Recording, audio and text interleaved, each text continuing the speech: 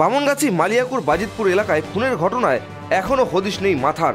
ইতিমধ্যেই এই ঘটনার প্রাথমিক তদন্তে প্রথমত দুজনকে গ্রেপ্তার করে দত্তপুকুর থানার পুলিশ। আবারও এই ঘটনায় এক মহিলাকে গ্রেপ্তার করেছে পুলিশ। ধৃতের নাম সুফিয়া খাতুন, বয়স আনুমানিক 30। সব মিলিয়ে বামনগাছি খুনের ঘটনায় ধৃতের সংখ্যা বেড়ে হলো 3। তদন্তকারীদের দাবি, সোমবার নৃশংস খুনের ঘটনায় সুফিয়ার প্রত্যক্ষ যোগ থাকতে পারে। 2রা ফেব্রুয়ারি সন্ধ্যের পর থেকেই দুষ্কৃতীরা বামনগাছির বাসিন্দা সুফিয়া খাতুনের বাড়িতে আশ্রয় নিয়েছিল। রাত 2টোর পর হজরত লস্করকে বাজিতপুরের ঘটনাস্থলে নিয়ে গিয়ে যারা খুন করেছে তারা প্রত্যেকেই সেফ হাউস সুফিয়ার বাড়িতেই অপেক্ষা করছিল। ঘটনাস্থলের কাছেই সুফিয়ার বাড়ি। তবে হজরতকে খুন করায় সুফিয়ার কি লাভ তা খতিয়ে দেখছে দত্তপুকুর থানার পুলিশ। শুক্রবার বামনগাছি রেল স্টেশনের সংলগ্ন মুজিদ আলীর বাগান বাড়ি থেকে উদ্ধার হয় পোড়া জামা কাপড়, মাথার চুল, একটা হেসো এবং একটি বটি। কাটা মুন্ডু এখনো হদিশ পাওয়া যায়নি। কাটা মুন্ডু উদ্ধারের জন্য এখনো পর্যন্ত তল্লাশি চালাচ্ছে দত্তপুকুর থানার পুলিশ। এই ঘটনার প্রসঙ্গে কি বলেছেন স্থানীয় পঞ্চায়েত সদস্য এবং স্থানীয় বাসিন্দারা, কতটা আতঙ্কে তারা কি বলছেন, আসুন সেটা একবার শুনে নেওয়া যাক। আমি খবর পেলাম যে পুলিশ এসছে, এখান থেকে কিছু জিনিসপত্র উদ্ধার করেছে। খবর পেয়ে আমি বাড়ির থেকে আসলাম, এসে দেখলাম পুলিশ চলে গেছে। তারপরে লোকমুখে শুনলাম যে এখান থেকে কিছু জামা প্যান্ট যেগুলো পোড়া আর বটি এবং একটা কাস্তে নিয়ে গেছে। এখানে কেউ থাকে না, এটা মুজিদ আলীর বাড়ি। এখানে কোচিং সেন্টার চলে, পড়াশুনো করায় বাচ্চাদের, এইটুকু জানতাম। কিন্তু শুনছি যে এই মহিলা সুফিয়া বিবি, ওর নিজস্ব বাড়ি আছে বাজিতপুরে। তো ওখান থেকে, ওখানে ইলেকট্রিক নেই বলে এখানে দিন 15 হলো এখানে আর কি ভাড়া এসছে। ওর হাজব্যান্ড ছিল কি জানি না, তবে আমরা ঠিক দেখতাম না, মানে গেট লাগানো বাড়ি তো।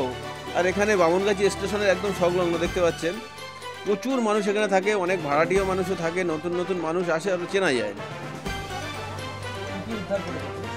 পুলিশ উদ্ধার করেছে একটা বটি আর একটা কাস্তে আর হচ্ছে পোড়া জামা কাপড়। এই মানে আধা ঘন্টা আগে এসেছিল, খবর পেয়ে আমি আসলাম, এসে দেখলাম আবার পুলিশ চলে গেল। অবশ্যই আতঙ্কিত, আপনি বুঝতে পারছেন যে এরকম একটা মর্মান্তিক ঘটনা, যে মার্ডার যেটা হয়েছে, মুন্ডু কেটে নিয়ে চলে যাওয়া, সেটা একটা এমনি এলাকায় আতঙ্ক আছে। তার সাথে আবার এই বামনগাছি স্টেশনের ধারে কাছে যদি তারা থাকতো, এটা শুনে মানে ভয় তো লাগছেই। তবে আমাদের সতর্ক হতে হবে, আগামীতে আমরা সতর্ক হব প্রশাসনের সাহায্য নিয়ে। আমরা তো ফার্স্ট যেখানে মানে লাশটা পাওয়া গেছে, তো সবাই অনুমান করেছে যে ওখানে কিছু পাওয়া যাবে। তারপরে পুলিশ কুকুর নিয়ে গেল, তো ওই খালপাড়ে যেখানে মানে যে পর্যন্ত মানে কুকুর দাঁড়ালো, তো মানুষ কিছুটা ক্লিয়ার হয়ে গেল যে এখানে কিছু পাওয়া যেতে পারে। তো হঠাৎ করে আবার আজকে আমাদের এই পাশেই, আপনার স্টেশনের পাশেই যে একটা বাগান বাড়ি আছে, ওখানে মানে যারা ছিল, তো একজনকে পাওয়া যাচ্ছে না, মহিলা ছিল এখানে, তো সেখানে পাওয়া গেছে চুল পাওয়া গেছে, আর কিছু পোড়া কাপড় আর কিছু অস্ত্র পাওয়া গেছে। তো ওটা নির্ণয়, অস্ত্র বলতে আপনার দা আর বটি টটি এগুলো পাওয়া গেছে। তো ওইটা আমরা মানে ক্লিয়ার না কি যে ওইটা দিয়েই কিছু করা হয়েছে। তো ওটা পুলিশ যদি তদন্ত করে ঠিক মতো, তো ওটা পাওয়া যাবে, হয়তো বোঝা।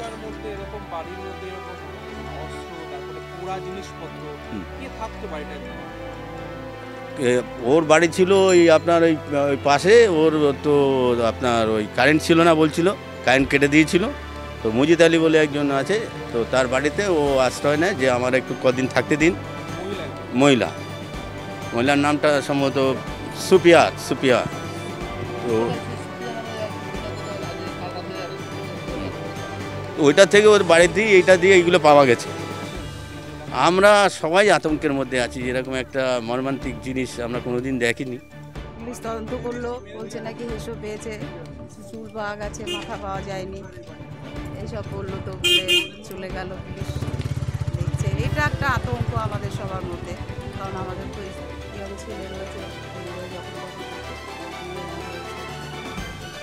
কতদিন আগে